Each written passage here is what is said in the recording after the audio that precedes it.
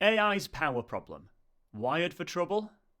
Every time you ask ChatGPT to do your homework or write you another LinkedIn post, somewhere in the world a small piece of circuitry sparks into action. Multiply that by billions of queries daily, and you're looking at the energy footprint bigger than most countries. AI does its thinking inside data centers, and you can think of a data center as a giant mechanical mind. CPUs and GPUs crunch numbers, storage units retain data, routers direct traffic through networks, and vast cooling systems stop the whole thing from melting. All of this, as you might expect, is incredibly electricity intensive, and in this video, I'll talk about what it means for the energy transition. Global investments in data centers was $500 billion last year, which is almost a doubling in just 2 years. They're already important for economic growth and increasingly national security. Just last year, the British government classified data centres as critical national infrastructure, alongside things such as the water supply and the health service. Since 2005, the amount of electricity consumed by data centres has increased by 230%. The main cause of this rising demand will come as a surprise to no one who has spent more than 5 minutes on the internet recently. AI. ChatGPT, Grok, Claude, Gemini, DALL-E, Copilot, pick your favourite. They are all hungry for electricity. Except Apple Intelligence, because no one actually uses that. And the AI demand is set to keep on climbing. The International Energy Agency recently projected the future electricity demand by data centres. Even in the middle of the road estimate, annual demand will almost triple to 1,200 terawatt hours by 2035. Now, I know, the terawatt hour, which is a unit of electrical energy, can feel a bit detached at times. It's not as familiar as everyday units such as the meter or the pint. And so let's compare those electricity projections with something a bit more tangible. In 2024, data centres consumed 415 terawatt hours of electricity. That's as much as the entirety of Switzerland, Austria, Finland, Belgium, and the Netherlands combined. And these data are even starker when you consider the projected demands. Assuming that middle-of-the-road estimate of 1,200 terawatt hours annually,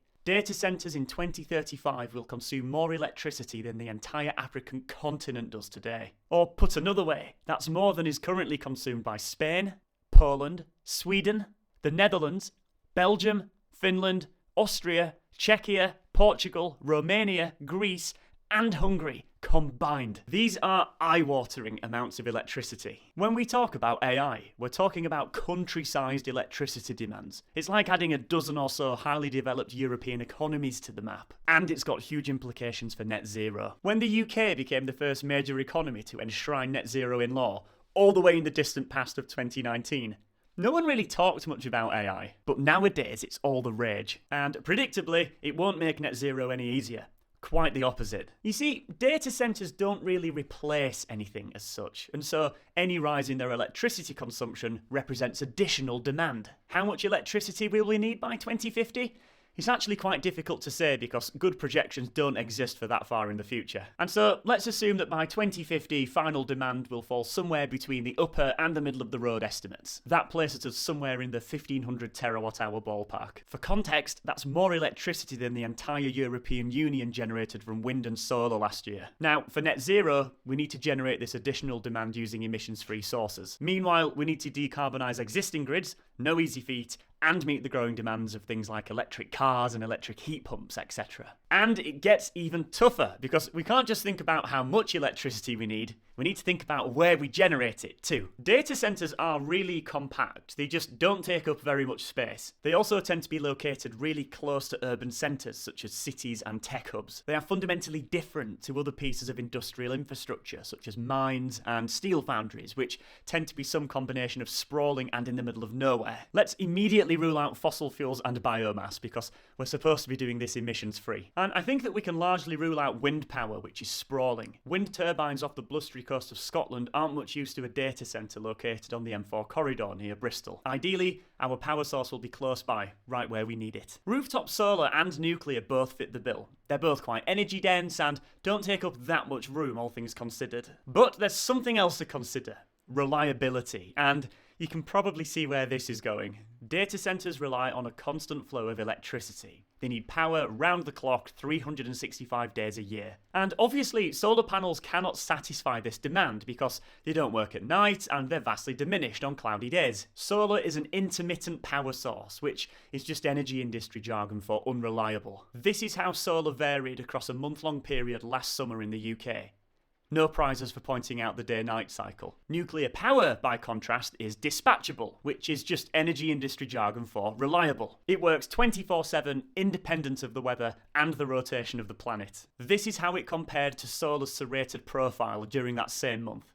It's dead flat. Always-on nuclear is an obvious choice for those always-on data centers. And this is already happening. In September 2024, Microsoft signed a 20-year deal to get electricity from the 3 Mile Island nuclear power station in Pennsylvania, specifically for its AI data centers. Just 1 month later, Google signed a deal with Kairos Power to buy small modular reactors, miniature nuclear reactors built on a factory line, to power its AI data centers. Later the same month, Amazon bought a stake in X Energy, a nuclear developer that will use nuclear power to power its own data centers. In May 2025, Chief Exec of Amazon Web Services said that nuclear is an excellent source of zero-carbon 24/7 power. And more recently, in June 2025, Meta, which is the parent company of Instagram, Facebook, and WhatsApp, announced that it will be using a nuclear reactor in Illinois to power its data centers. Nuclear is a game changer for enabling AI, and big tech have already realized this. And finally, it's just worth pointing out that AI blindsided just about everybody.